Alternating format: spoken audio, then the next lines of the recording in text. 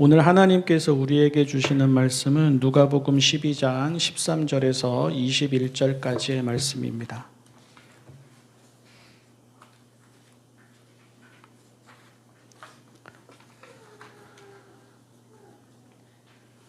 누가복음 12장 13절에서 21절까지의 말씀.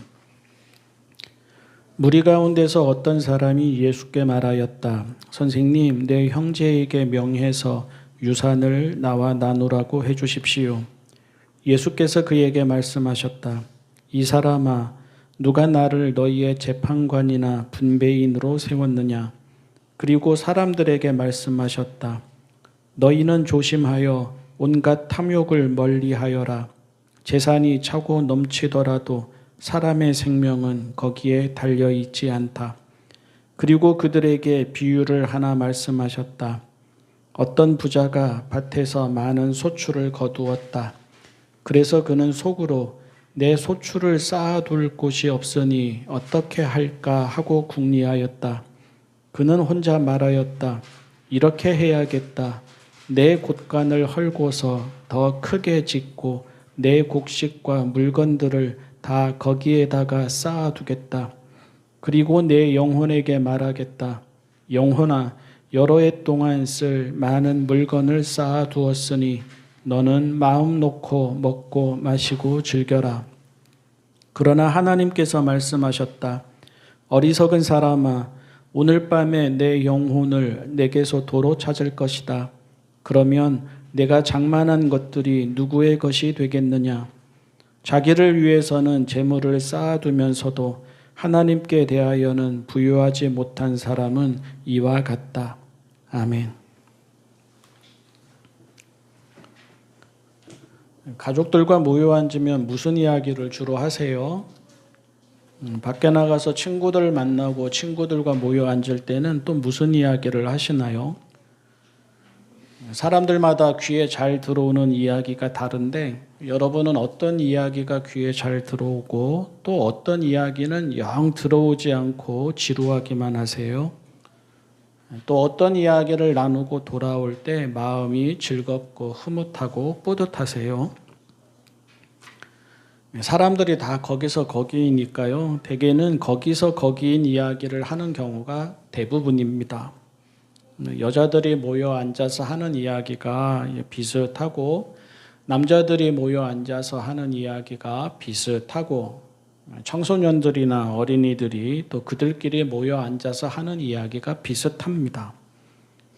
비슷한 사람끼리 모이니까 비슷한 관심을 갖고 있기 마련이고 비슷한 관심을 갖고 있으니까 오고 가는 이야기도 비슷한 것입니다. 교회도 사실은 비슷해야 맞습니다. 성도들의 모임도 사실은 비슷해야 맞고요. 이 교회나 저 교회나 이 성도들이나 저 성도들이나 같은 하나님을 믿고 같은 성경을 읽고 같은 하나님께 기도하고 같은 하나님의 나라를 구하고 있다면 비슷한 이야기가 오고 가야 정상입니다. 그런데 현실은 그렇지 않을 수도 있습니다. 아니, 비슷한 이야기를 하기는 하는 것 같은데 부정적인 의미에서 그렇게 하고 있을 수도 있습니다. 다른 곳에서나 할 법한 이야기가 교회에서 오고 갈 수도 있고 모여 앉아서 하는 이야기가 그것도 아주 솔깃하고 신나는 이야기가 굳이 교회이고 성도의 모임일 이유가 없는 이야기일 수도 있습니다. 우리가 오늘 읽은 말씀이 그것을 보여줍니다. 예수님께 묻는 사람이 또 예수님이 그 물음을 받고 그와 군중에게 하시는 말씀이 교회와 성도들 사이에서 어떤 이야기들이 오고 가고 있는지를 그 현실을 정직하게 돌아보게 합니다. 예수님이 가르치시는 중에 한 사람이 유산 분배에 대해서 예수님께 도움을 청했습니다. 아버지가 유산을 남기고 떠난 것 같은데 형이 혼자 다 가지려고 하나 봅니다. 세번역 성경에는 형제라고 되어 있죠. 형을 가리키는 말과 동생을 가리키는 말이 히브리어로는 똑같기 때문에 형제라고 번역을 했는데요. 당시의 문화를 보면 제사는 장자가 다 가지고 가는 것이 보통 있는 일인 그런 경우가 많았기 때문에 아마 형이 그랬을 겁니다.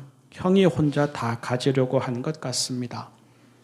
그래서 그는 자기도 유산을 나눠 받을 수 있게 형에게 말해달라고 합니다.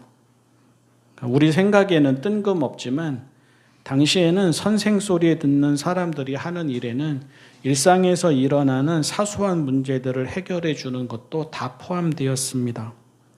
일반적인 문제들, 먹고 사는 문제들, 그리고 재산이나 유산에 관계된 일들도 다 선생 소리 듣는 사람들이 맡아서 하는 일이었습니다. 그러니까 그로서는 뜬금없이 물어본 것이 아니라 물어볼 만해서 물어본 것입니다. 이보다 선생님께 도움을 구할 더 절실하고 중요한 문제가 없어서 물어본 것이고, 게다가 예수님은 선생 중에 선생이라는 소리를 들었으니까 예수님께 부탁하면 이 문제도 잘 해결되지 않을까 하는 바람에서 물어본 것입니다. 그런데 문제가 있습니다. 그것이 지금 그 자리에서 물을 만한 적당한 물음이었는가 하는 것입니다. 오늘 읽은 말씀 앞부분 12장 1절부터 쭉 보면 예수님은 하나님의 나라를 말씀하고 계십니다. 그런데 그는 그 자리에서도 하나님의 나라에 대해서 묻지 않고 유산 분배에 대해서 묻습니다. 또 예수님은 신앙인의 삶에 대해서 이야기하면서 사람들 앞에서 당신을 부인하지 말라고, 사람들 앞에서 당신을 시인하면 예수님도 그를 시인하겠지만 사람들 앞에서 당신을 부인하면 마지막 날에 예수님도 그를 시인하지 않을 것이라고 그런 말씀을 하시는데, 그는 그 자리에서도 그런 이야기들은 전혀 귀에 들어오지 않은 것이고, 어떻게 하면 유산을 좀 더 이렇게 합리적으로 나눠 받을 수 있을까? 예수님이 개입하셔서 힘을 좀 써달라고 한 것입니다. 제가 종종 이야기를 합니다. 물음이 그 사람을 보여주고 관심이 그 사람을 보여줍니다. 물음이 예수님께 무엇을 배우려는지를 보여주고 관심이 예수님을 어떤 분으로 여기시는지를 보여줍니다. 결국 그에게는 세상을 살아가는 이런저런 문제가 관심인 것이고, 특히 재산 분배나 유산 분배와 같은 문제는 아주 크고 중요한 문제인 것입니다. 예수님께 바라는 도움도, 예수님을 선생님이라 부르고 예수님께 나아오는 이유도 이런 문제를 해결하고자 하는 것이고, 예수님이 선생 중에 선생으로서, 훌륭한 선생으로서 그들 곁에 계셔야 하는 이유도 실질적인 편리와 혜택을 보고자 하는 마음에서입니다.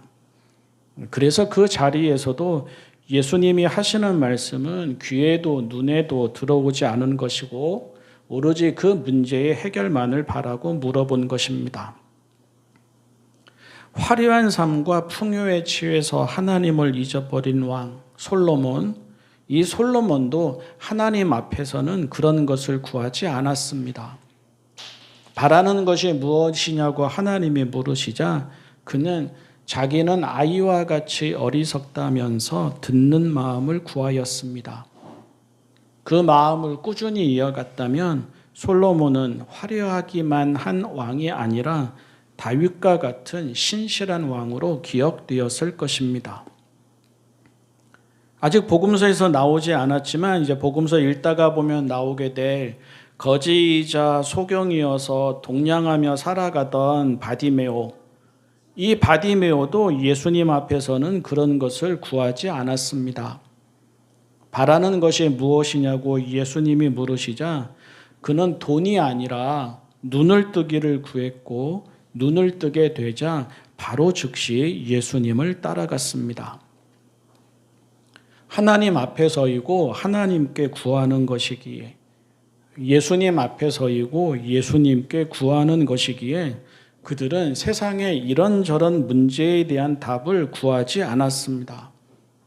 그런데 예수님 앞에 서이고 또 예수님이 신앙인의 삶에 대해 말씀하시는 자리인데도 오늘 말씀에 나온 이 사람은 그 말씀과는 아예 상관없는 유산 분배에 대해 물었습니다. 당연히 예수님은 그런 것을 안타까워하십니다. 예수님은 사람의 생명이 소유의 넉넉함에 있지 않은데 소유에 따라서 결정되는 것처럼 염려하고 집착하고 연연하고 서두르고 조바심 내고 시기하고 싸우는 것을 조심하라고 하십니다. 심지어 그런 마음과 열심을 탐욕이라고 하시고 어리석음이라고 하십니다. 생각해 보십시오.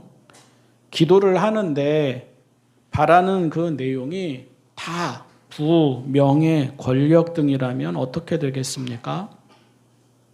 말씀을 읽는데 눈에 들어오는 내용이 다 성공, 풍요, 소유 등이라면 어떻게 되겠습니까? 신앙인인데 그 관심이 돌이 빵이 된다든지 성전 높은 곳에서 떨어져도 멀쩡하다든지 세상을 손에 쥐고 쥐락펴락 한다든지 하는 것이라면 어떻게 되겠습니까? 현실에서는 잘 살아갈 수 있을지 몰라도 그리고 겉으로는 아무런 문제가 없을지 몰라도 하나님의 나라는 보이지 않을 것입니다. 세상이 알지 못하는 기쁨과 평화라는 말도 와닿지 않을 것입니다. 섬김과 낮아짐과 십자가는 불편하고 거북할 것입니다. 예수님의 말씀이 삶의 실질적인 즐거움이나 도움이 되지 않는다면서 시큰둥해할 것입니다. 모이기만 하면 세상 이야기를 할 것입니다. 교회인데도 성도들인데도 그렇게 할 것입니다. 모이기만 하면 누구는 이랬대더라, 누구는 저랬대더라 할 것입니다. 외모, 직업, 성취, 돈, 집, 주식, 쾌락, 유행 이런 것들이 아니면 재미가 없을 것입니다. 예수님은 한 부자를 비유로 드시는데 그를 어리석다고 하십니다. 그런데 가만히 보십시오. 그는 못된 부자가 아닙니다. 유산을 독차지한 부자도 아닙니다. 불이하게 돈을 번 부자도 아닙니다. 만족할 줄 모르는 부자도 아닙니다. 무한정 욕심을 부리는 부자도 아닙니다. 그래서 비유의 초점도 그의 불의에 있지 않고 그의 어리석음에 있습니다. 결국 무엇이 더 중요한가 하는 것입니다. 그를 그 되게 하는 것, 그를 살아오게 하고 살아가게 하는 것, 그것이 재산 같은 것인가 하나님이신가 하는 것입니다. 그를 그 되게 하는 것, 그의 내일을 보장하는 것, 그것이 육신을 위한 창고인가 영혼을 위한 창고인가 하는 것입니다. 그를 그 되게 하는 것, 그의 평안과 행복을 위해서 쌓아두어야 하는 것, 그것이 여러 해 동안 쓸 많은 물건인가 하나님을 향한 부요함인가 하는 것입니다. 어쩌면 아니 사실 그는 보통 사람들과 크게 다르지 않습니다. 우리들과도 크게 다르지 않습니다. 하는 말도 그렇고 하는 행동도 그렇습니다. 기껏해야 곳간을 크게 짓고 잘 저축해 놓겠다고 합니다. 기회가 좋아서 풍족하게 거둔 수와 잘 모아두었다가 남은 생에 좀 편하게 살겠다고 합니다. 흔히 하는 말로 비트코인 하겠다는 것 아니고 주식으로 돈을 확 벌겠다는 것 아니고 부동산 투자하겠다는 것 아니고 재테크 하겠다는 것 아닙니다.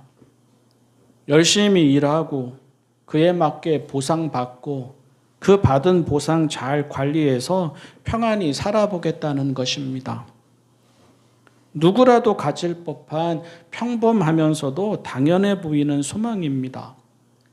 우리와 같은 보통 사람들이 젊어서 꾹 참으면서 열심히 일하는 이유이기도 하고 또 우리가 늙어서 이렇게 되면 좋겠다 바라고 누리려는 결과이기도 합니다.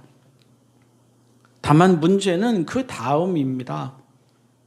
그런 생각에 연연하게 되자 또 그렇게 마음이 든든해지자 거기에 취해 하나님을 보지 못합니다. 뭐라고 말합니까?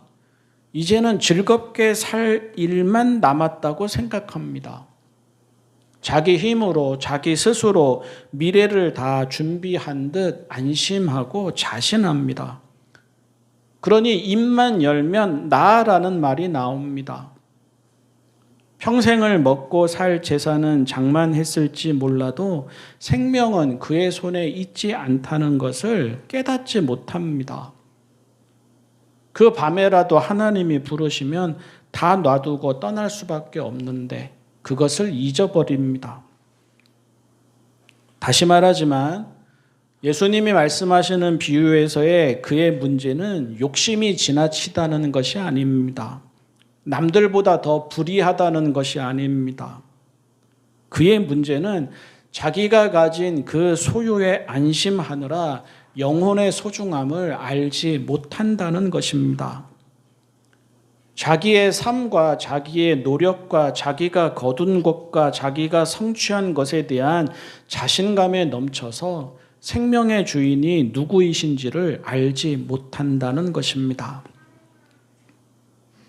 사랑하는 성도 여러분, 한 해의 마지막 주일이 되었습니다.